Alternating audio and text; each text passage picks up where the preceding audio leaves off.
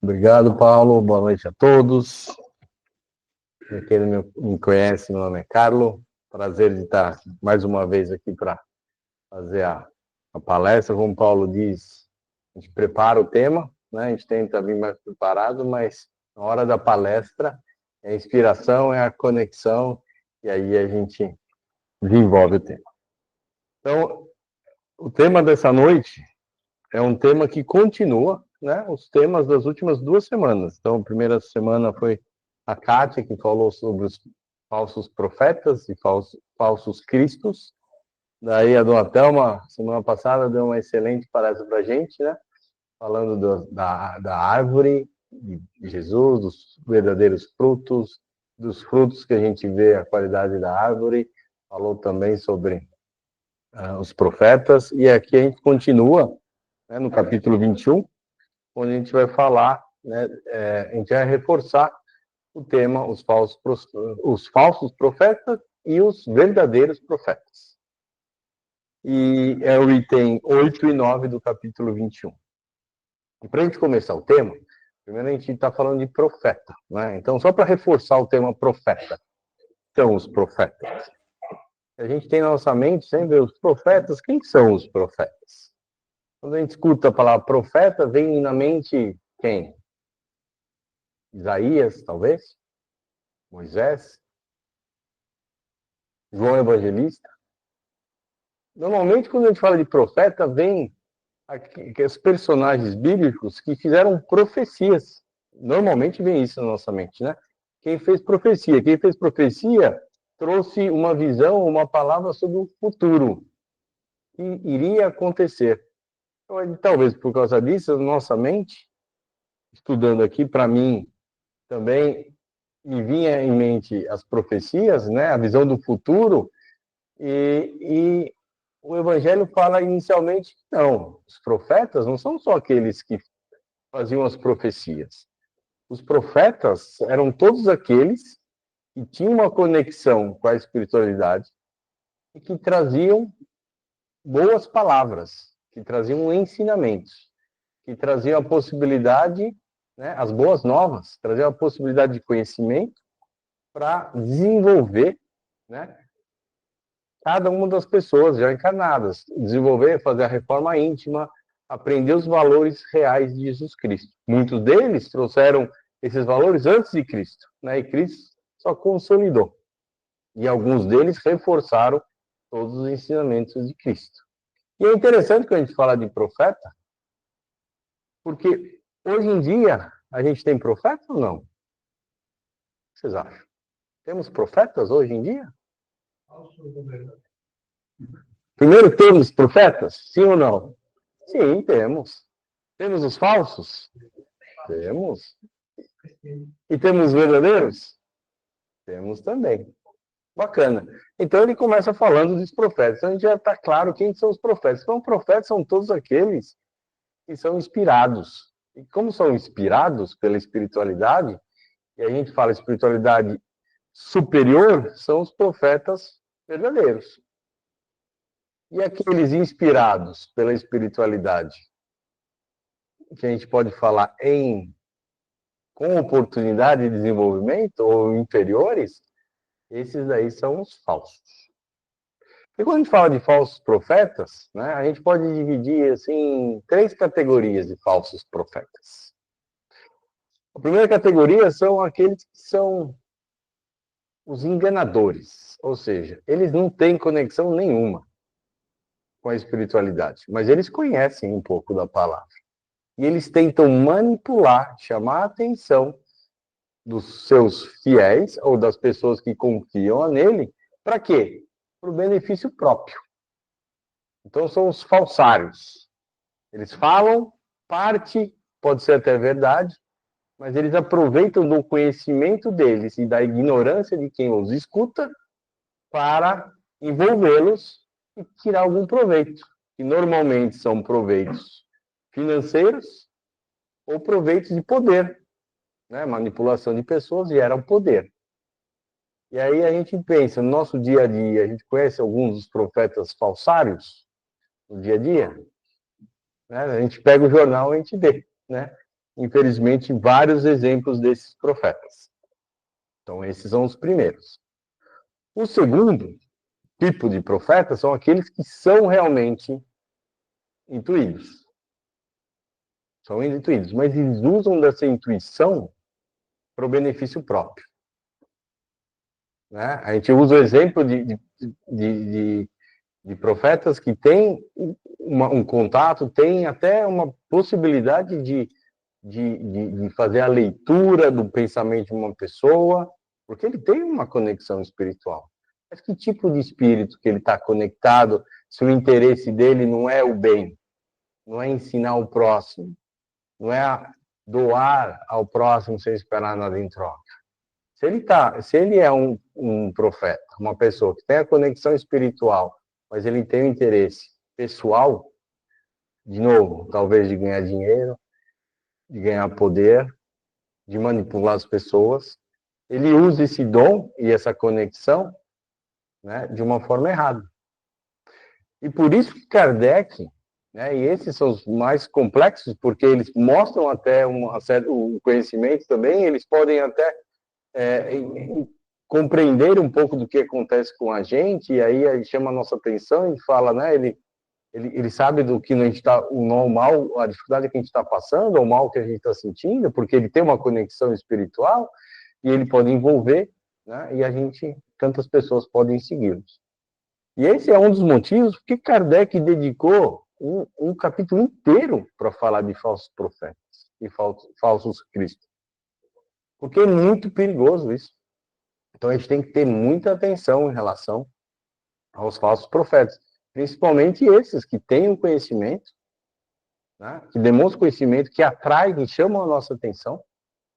Né? Esses falsos profetas têm de monte nas redes sociais.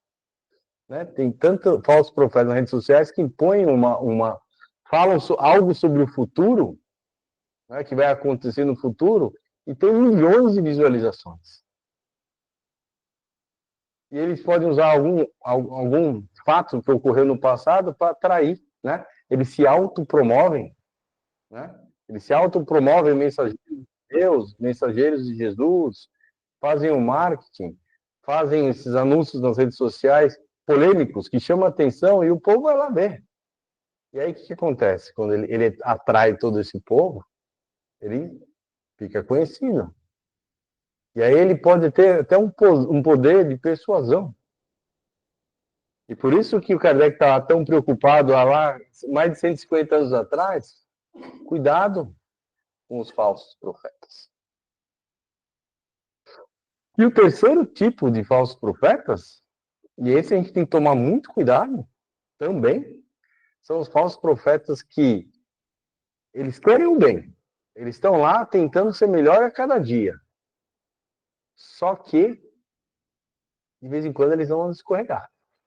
Eles não estão concentrados.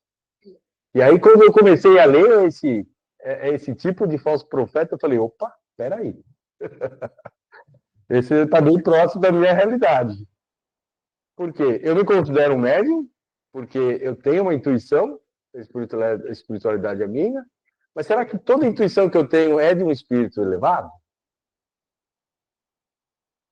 Será que em todo momento é um espírito elevado que está próximo de mim? Ou se é o momento que eu estou com raiva, ou estou com medo, ou eu estou num momento difícil da minha vida, perturbado, qual espírito que eu estou atraindo naquele momento? Será que naquele momento, alguma intuição que eu tenho, eu devo passar à frente? Ou eu devo fazer as perguntas que em breve eu vou falar aqui? E eu fiquei bastante impactado nesse tempo. Porque uma casa espírita, com várias pessoas, a grande maioria, todas as pessoas querendo serem melhores, quantas delas são falsos profetas? E talvez não porque tem um rótulo na testa, eu sou um falso profeta. Não, porque ele fala, são pessoas de bem, que querem fazer o bem, que querem evoluir, que querem crescer. Porém, em alguns momentos da vida, a gente sabe que a gente fraqueja. A gente sabe que a gente tropeça. A gente sabe que a gente perde um pouco o controle ou desconecta. E se a gente desconecta do bem, a gente vai conectar com o quê? Talvez com algum espírito que queira prejudicar a casa espírita, por exemplo, né? Que queira nos prejudicar porque a gente prejudicou em outras vidas. E aí eu fiquei bastante pensativo nesse tempo. O quanto eu sou falso profeta ou eu sou verdadeiro profeta? O quanto que eu estou levando a palavra de Jesus na forma correta ou o quanto que, por algum motivo, eu estou me atrapalhando e não estou levando uma mensagem que não é tão correta. Então, gente, isso faz a gente pensar bastante, e para esse terceiro tipo, né, eu pensei que o segundo era o mais perigoso, mas talvez o terceiro seja o mais perigoso. Porque uma das características do terceiro, e é interessante a gente pensar nisso, sabe qual que é? É que a gente é intuído por uma espiritualidade que não aceita ninguém não aceita um outro argumento. Ele acha que a verdade dele é a verdade absoluta. E isso também é outra coisa que a gente tem que tomar bastante cuidado, né? Porque a gente estuda e ninguém é dono da verdade aqui. Acho que a grande força do espiritismo é que um ensina o outro, né? A troca de conhecimento, de compreensão, de ponto de vista com base em experiências passadas faz com que a gente amplie nosso modo de ver e faz com que a gente respeite diferentes opiniões e pontos de vista. Então isso é um ponto bastante importante para a gente fortalecer, por exemplo, a nossa casa, onde a gente vai ter, né? Sempre a gente vai ter algum irmão que vai estar no momento mais difícil. E cabe a gente perceber esse momento e ajudá-lo, né? E conversar com ele. E cabe a gente também, se a gente está num momento difícil, aceitar a ajuda.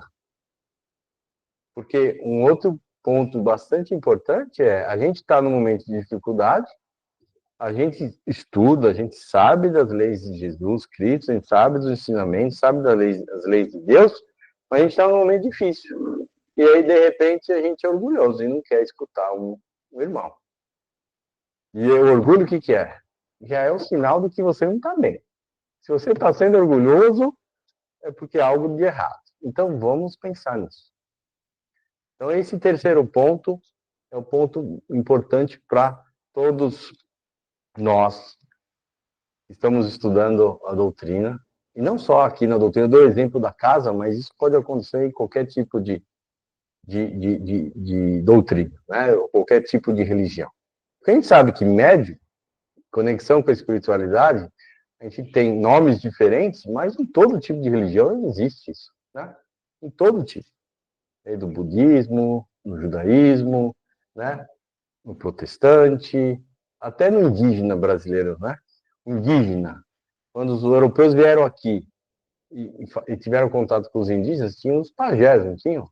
Tinham os índios que falavam com a espiritualidade, né? Os negros que vieram para cá, com candomblé, eles também tinham. Então a gente sabe que profeta e pessoas que têm a conexão com a espiritualidade, independente de religião, cor, raça, todos têm.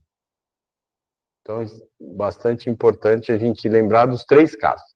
Então, o primeiro caso é aquele que é falsário, que não tem conexão nenhuma e tenta manipular, o esperto. Tem aquele que tem a conexão, mas utiliza para bem próprio, né, para ganho próprio. E tem aquele que está querendo desenvolvimento, mas em determinado momento ele se conecta com a espiritualidade que não é do bem, que não quer o bem. E essa espiritualidade que não quer o bem, não é que ela vem falando tudo o contrário do que Jesus falava, não. Ela fala 98% de tudo que Jesus falava. Mas ela, depois que ela conquista a confiança do médium, né? Depois que ela conquistou, daí ela tenta manipular. Daí ela tenta fazer alguma coisa. Ou seja, daí ela tenta falar assim, ó, sabe aquele irmão lá do centro? Aquele irmão lá tá falando demais. Aquele irmão lá tá querendo, né, ocupar o seu espaço. Então começa a mexer, né, com o orgulho, né, com a vaidade, e aí tenta pôr a desordem no meio que aquele médium está, seja na família, seja no trabalho, seja aqui na casa espírita. Por quê? Porque ele não quer ver aquele médium evoluir, ele quer ver aquele médium sofrer. Por quê? Porque aquele médium, muito provavelmente, fez algum mal para ele. Então, o que, que ele faz? Ele tenta conquistar, né, a confiança durante um tempo, depois tenta colocar ele em conflito, ou tenta fazer com que ele deslize. Ok até aqui? Tranquilo? Faz sentido? Faz sentido. Então tá bom. Aí, nós vamos falar um pouquinho sobre, né, eu comentei de alguns dos profetas, né? A gente falou de Moisés, de Isaías, Jeremias, Ezequiel, Daniel, João Batista. E eu queria falar de um que a gente conheceu, ou a gente lê sobre, ou a gente escuta sobre, né? Que é Chico Xavier. Vou usar o exemplo de Chico Xavier para saber se o Chico era um profeta verdadeiro ou ele é um profeta falso. Vamos fazer o teste, né? Então vamos lá. Qual a primeira pergunta, né? Usando o exemplo da tema semana passada, ela falou que uma árvore você vê, né? Você conhece a árvore pelos frutos. Os frutos são bons, a árvore é boa. Então vamos ver o caso do Chico. Quais foram os frutos que o Chico gerou ao longo da vida dele, de quase centenário na Terra? 400 e passa de livros, certo? 400 e passa de livros. Então passou na primeira prova. Segundo, prova.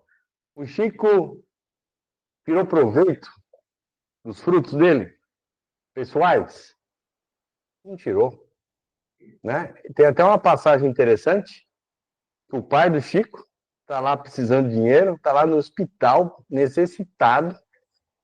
O Chico, com os livros, vendendo, né, muito mais do esperado, vendendo em outros países, e o pai dele chega, Chico do céu, se você com os livros tão com tanto sucesso, vendendo em tantos países, você não dá para tirar um dinheirinho para ajudar o seu pai? Aí o Chico fala para ele, pai, o dinheiro não é meu. Não fui eu que escrevi os livros, pai. Eu não tenho direito a nenhum centavo desses livros. Então, olha a aprovação. O pai no hospital. Quantos de nós faremos isso? Sendo que tinha lá o dinheiro dos livros e nunca um centavo. Então, ele passou pela segunda. Ele não tirou nenhum proveito. E quem conhecia o Chico sabe, né? O Chico teve uma vida extremamente humilde. Extremamente humilde. Vivendo de aposentadoria, né? E de doações. De doações, né? E quando ele doava e ele via que tinha 2 ternos, ele dava um deles para quem precisava, né? Porque ele precisava de um só. Então, ele vivia com o mínimo possível. Então ele passou na segunda. Terceira, o Chico, ele fazia o que ele falava? Ele era exemplo do que ele falava? Ele era exemplo do que ele pregava? Ele era exemplo. Ele era, né, em pessoa, tudo que Jesus pregava, ele era exemplo em pessoa. E quando ele dava uma deslizada, ele tinha um mentor lá para puxar a orelha dele, né, não é? Ele deu uma deslizada, né? Algumas vezes. Tem até uma história do avião, que é bem interessante, né? Que o avião estava num avião, o avião começou a tremer, ele grita de pavor, e o Emmanuel chega para ela: que é isso, Chico? Está gritando? Que descompostura é essa? Estou com medo. Medo do quê? De morrer? Você sabe que ninguém morre. E ele ficou, né? Mas dignidade. Foi essa a palavra, morra com dignidade, sem ficar gritando, né? Mas ele realmente ele fazia tudo o que ele falava, né? A última era, a gente falou, né, que o profeta era um médium. Chico era um médium? E que médium, né? E que médium. Então, a gente passou aqui pelos crivos, né, de todos os crivos, para a gente ver se um profeta é um profeta verdadeiro ou um profeta falso. A gente levou a barra, né? Porque a gente pegou o Chico, né? E aí a gente traz para aqueles que a gente escuta hoje em dia, né? Então, a gente tem um profeta que eu considero bastante, que está trabalhando bastante na doutrina espírita, na divulgação da doutrina espírita, ainda encarnado, que é Haroldo Dutra, né? Haroldo Dutra, ele continua fazendo um trabalho fenomenal para a sociedade, fazendo estudos lá dos evangelhos originais e para trazer a real mensagem de Jesus, trazendo o contexto da época. Então, o Haroldo é um dos exemplos. E um que acabou desencarnado também, então, bastante famoso, Divaldo, e que profeta, né? O quanto que ele trouxe e ele agregou para a gente. Então, essa é a parte de como é que a gente divide. Então, é extremamente importante as pessoas que a gente segue, a gente passar por o crivo, né? Será que realmente eu preciso confiar nessa pessoa? Eu posso confiar nessa pessoa? E tem uma passagem no livro dos Médiuns, né, onde se fala que na dúvida, é melhor a gente não passar para frente. É melhor a gente não divulgar 10 verdades do que a gente divulgar algo que é falso, uma não verdade. Porque o estrago que essa não verdade pode fazer, o impacto negativo que essa não verdade pode fazer é bastante grande. Então, em caso de dúvida, a gente não repassa. E isso, quando eu li essa parte de não repassar, traz muito para nosso dia a dia nas redes sociais, né? Puxa, quanta coisa que a gente escuta na rede social, a gente recebe na rede social e a gente tem vontade de repassar, mas será que é verdade? Né? Vai agregar para alguém? Vai ser bom para alguém ou vai levar medo? A gente tem médicos que a gente vê falando sobre catástrofe futura, que vai ter uma outra pandemia. Será que esses profetas que trazem o medo são verdadeiros ou são falsos? Né? E aí a gente tem que fazer esse filtro. Por isso que é importante. E é importante trazer para o dia a dia que a gente vive isso todo dia. A gente escuta coisa ruim todo dia. E de pessoas que se dizem, né, conectadas com Deus. Pessoas que se dizem divulgadores do cristianismo, divulgadores dos ensinamentos de Jesus. Então a gente tem que tomar muito cuidado. Cuidado também com aquele que se autopromove, já comentei, né? Então na rede social tem muita autopromoção, né? De querer ficar famoso, para ter muitos likes, para o quê? Para ganhar dinheiro, né? Para ganhar poder. Então isso se aplica totalmente no nosso dia a dia. Tudo bem até aqui? Então tá ok. No capítulo 8, né? Lendo um pouco do que está escrito no Evangelho, ele começa assim, alguém gritando, o Cristo está aqui, o Cristo está aqui. E o primeiro conselho do Evangelho é, não vai ver o Cristo. Porque a gente sabe que o Cristo veio aqui, ele passou pela Terra e não vai voltar. Na forma, né, encarnado. Né? Então, ele fala, atente, fica atento. O Evangelho está falando aqui, fica atento, fique em guarda. Né? Faça a avaliação.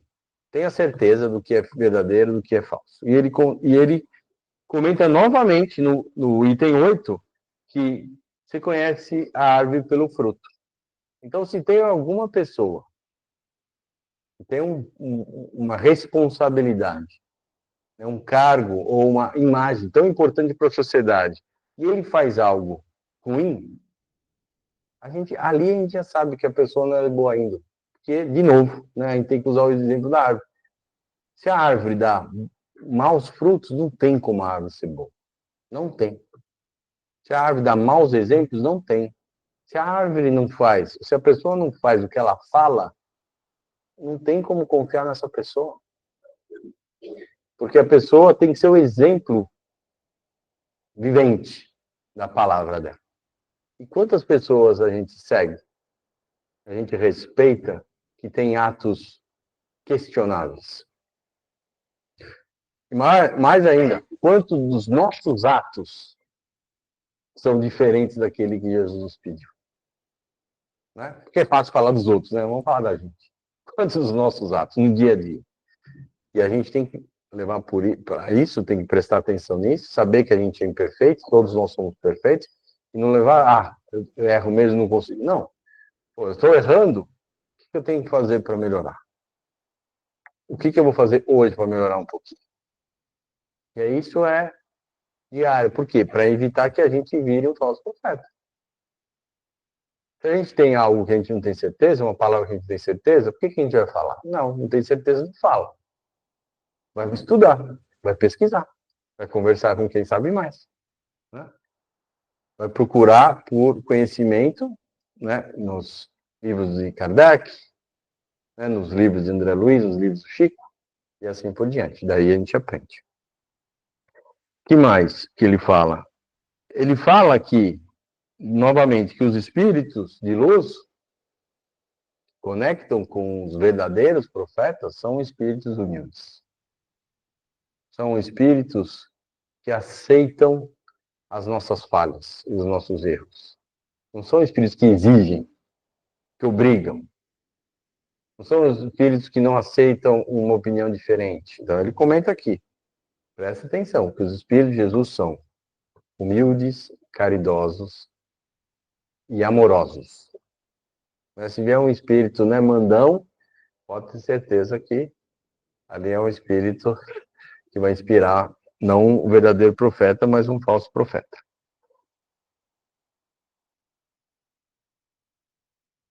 E depois, quando no capítulo 9, quando ele fala dos verdadeiros profetas, aqui ele fala assim, desconfiar dos falsos profetas, reforça, né? É útil em todos os tempos essa recomendação. Porém, ele fala, sobretudo, nos momentos de transição. Nos momentos de transição da população terrestre. Então, a gente sabe que a gente está no momento de transição. Né? Então, a gente está no momento de transição do mundo de expiação para um mundo de regeneração. E esse é o momento que aparecem mais falsos profetas. Por quê? Porque o pessoal, nesse momento, está em busca do saber, em busca do conhecimento, ou está preocupado, ou está com medo, e tenta achar uma verdade para seguir. Então, nesse momento de conturbação, né, que é um momento de mudança, e toda mudança a gente sabe que gera uma conturbação e gera um momento de dificuldade, as pessoas procuram algo. E se a gente não fizer o crivo do que a gente vai seguir, a chance de a gente seguir algo, ou um profeta que seja falso, é grande. Então, ele reforça, nesse momento que a gente está vivendo, o quanto é importante a gente escolher um verdadeiro profeta. E quanto é importante também a gente ajudar as pessoas. De repente a pessoa está perdida ali, ajudar a pessoa a seguir o caminho correto. Né? A gente não pode ser egoísta, eu estou seguindo, eu estou salvo. O resto que se exploda. Não, não é assim. Não foi isso que Jesus pediu. Pediu para a gente ajudar, para a gente ser caridoso, para a gente, né, levar a palavra dele, quando necessário por palavras, mas mais ainda por exemplos. Então, o exemplo nosso, olha a responsabilidade que a gente tem, né? De ser o exemplo para todos. O ser o exemplo do ensinamento de Jesus. A responsabilidade é altíssima. E a gente conhece a doutrina, e a gente estuda a doutrina, e a gente conhece um pouquinho a cada dia. E a gente sabe que a quem muito é dado, muito será cobrado, não é isso? E a nós é dado tanto, né? Porque a gente tem uma compreensão do ensinamento de Jesus aprofundada. E por quê? Porque realmente nós somos aqueles escolhidos, os trabalhadores da última hora, que a gente precisa realmente fazer nossa reforma íntima, que a gente precisa realmente colocar em prática. E como a gente está no momento de transição, é a nossa chance.